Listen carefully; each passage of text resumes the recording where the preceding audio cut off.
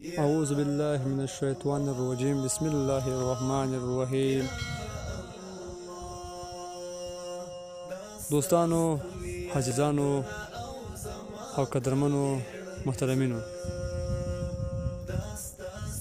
نن زموږ موضوع د موټ وهلو په اړه ده.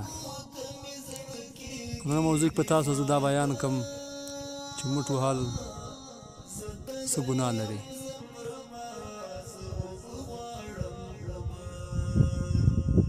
رسول الله سلام فرمایي هغه څوک چې د لاس په مرسته منی وباسي د الله نالت دی او د الله د رسول نالت دی په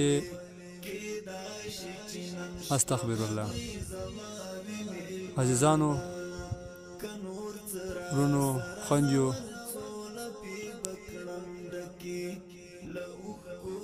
نور دا ګناه څخه توبه وباسئ.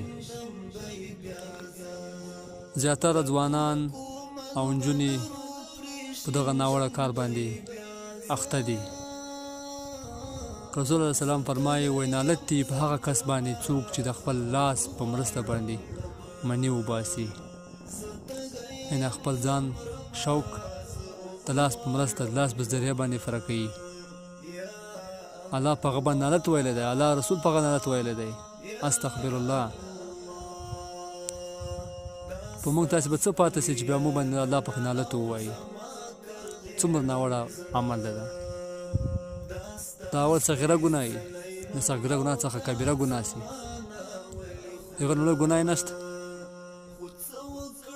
د قیامت پر ورځ به د لاسونه خپله شاهدي وایي، پړسېدلې به یي، خپله به وایي الله پاکه په ما باندې دغه بنده دغه کار کوو. نو راځئ چې له دغه ګناه څخه توبه وباسو او الله ته په سجده سو چې نور به دا کار نه کوو. په راتلونکي ویډیو کې به زه تاسو ته وښیم چې له دغه ګناه څخه څنګه ځان خلاصولی سو انشاءالله.